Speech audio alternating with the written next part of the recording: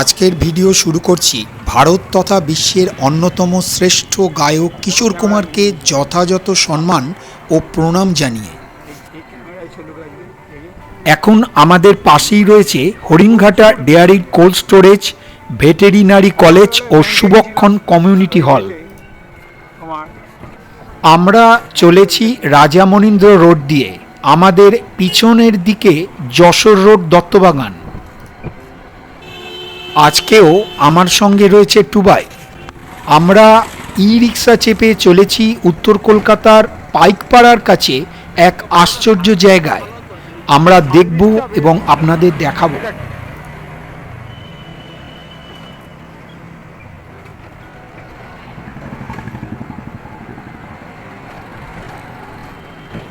এখন আমাদের পাশেই পাইকপাড়ার এমআইজি কোয়ার্টার ও তার ঠিক পরেই রয়েছে পাইকপাড়ার জগন্নাথ মন্দির। ভিডিওতে ঠিক পরিষ্কার ঠাকুর দেখা গেল না, আমি ছবি এখানে দিয়ে দিলাম। ঠিক করবে 22 তারিখ পর্যন্ত হবে, 22 ফেব্রুয়ারি। হ্যাঁ, তুমি ডেট ঠিক করবে। এখান থেকে আমাদের ডান দিকে আশুবাবুর বাজার। আমরা পাইকপাড়া মোড়ে পৌঁছেই গেলাম। পাইকপাড়ার মোড়ে আমার পাড়ার এক বন্ধুর দোকান আছে, ডাকনাম পাপা। ওকে আমরা সঙ্গে নেব। যে দিকটা দেখাচ্ছি এদিকটা দিয়ে বেলগাছিয়ার মোড় যাওয়া যায়। বিখ্যাত দুর্গাপুজো প্রত্যয় এখান থেকে 5 মিনিট।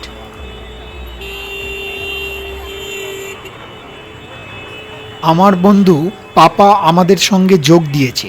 এবার আমরা এগিয়ে চলেছি রাজা মনীন্দ্র রোড ধরে বিটি রোড ক্রসিংয়ের দিকে।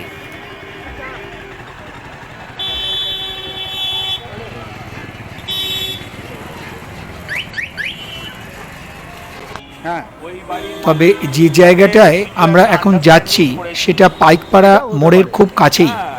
এখানে রয়েছে বন্ধন ব্যাংকের একটা শাখা ও অনেক পুরনো একটি রেস্তোরাঁ, পার্ক ক্যাফে। করে ম্যানিপুলেট করে ওইখানে করিয়ে দিয়েছে ওর বাড়ির তলায়। আমার বাড়ির তলায় নিতে হবে, কিন্তু আপনি একটু ম্যানেজ করুন। ও, আমার মনে হচ্ছে কিছু একটা ব্যাপার ছিল আর কি।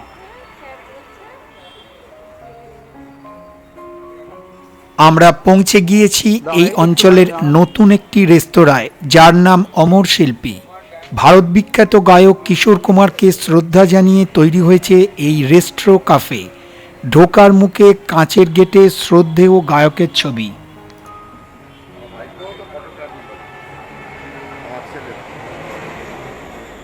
করে ভালো তো, একদিকে ভালো। এখন আর সময় পাই না, এখন এইসব করে আর টাইম পাবে কোথায়? সকালে বলছি, সকালে কি করবো।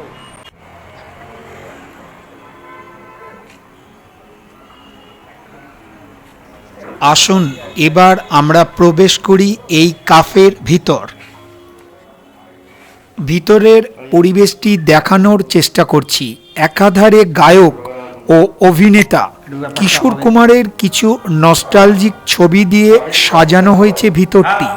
আমি কফি খাই না, কিন্তু চা চা হলো। চা দুধ চা, ওটা আমি স্পন্সর করি। দুধ চা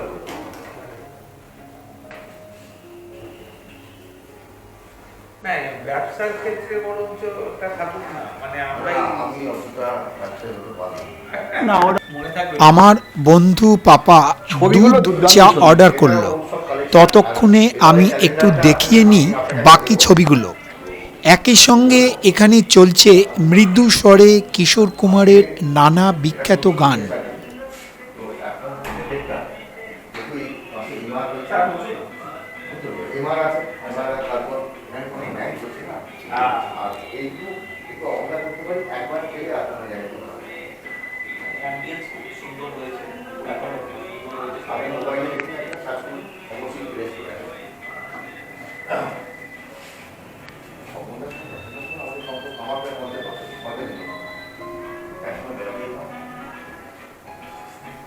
এক একটি টেবিলে 4 জন করে বসা যায়।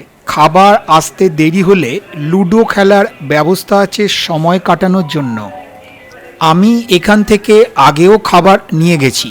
নানা রকমের দেশি ও বিদেশি একেবারে অন্য রকম স্বাদের খাবার এখানে পাওয়া যায়।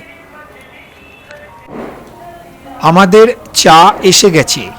আমরা ফিশ ফ্রাই অর্ডার করেছি, সেটাও আসছে।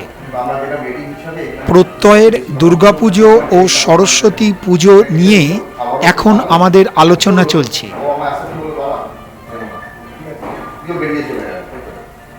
ওখানে খবর দিয়ে দিল, তখন বললো যে আপনি কি আমার সঙ্গে যাবেন,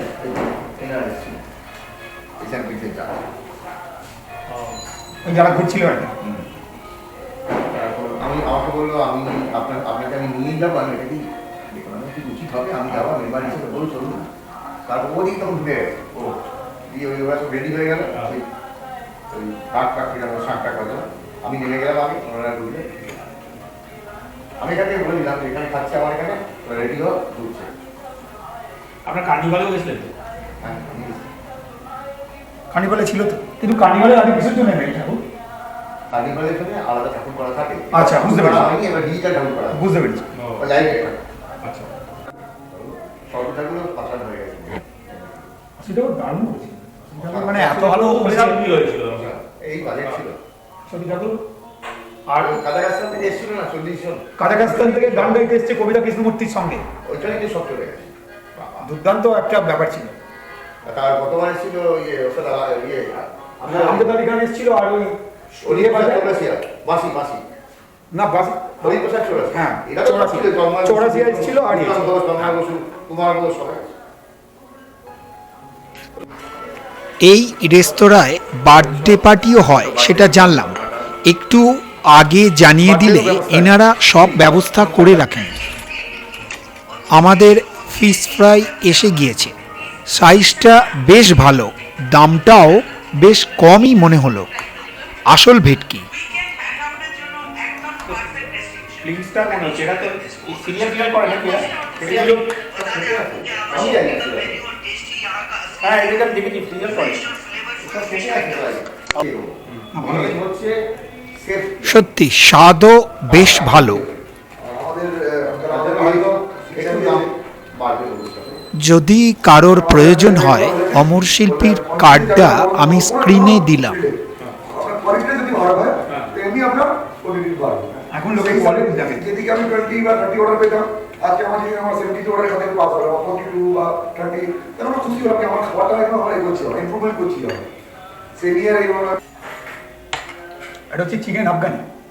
কি না বলবো, দাদা বলতে পারবো। আফগানি মোমো। আফগানি মোমো, চিকেন আফগানি মোমো। ও রেকমেন্ড করলো এটা। আর এটা খাচ্ছি দেখেই তো হচ্ছে বেচারা ফিশ ফ্রাই খাচ্ছি। এটা রাজকীয় ব্যাপার মনে হচ্ছে। অসাধারণ। ভাইয়ের ইচ্ছে হলো মোমো খাবে।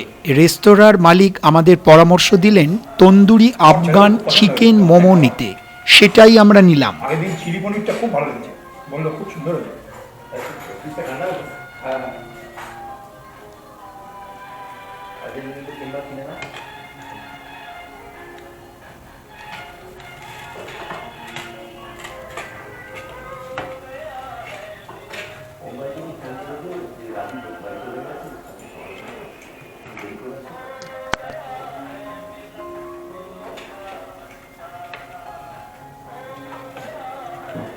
আমাকে একটা নিন। একটা না, দুটো না। আচ্ছা, দুটো তাহলে একটু ছোটো দিলেন। ওই পাশেরটা নিন, ছোটোটা। ঠিক আছে।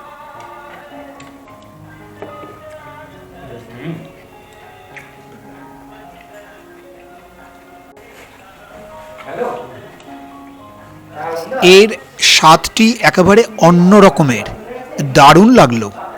মোমোর দামটাও একেবারে ঠিকঠাক মনে হলো। অসাধারণ সময় কাটালাম এই রেস্তোরাঁয়। সবাইকে শুভেচ্ছা ও প্রণাম জানিয়ে শেষ করছি আজকের এই ভিডিও।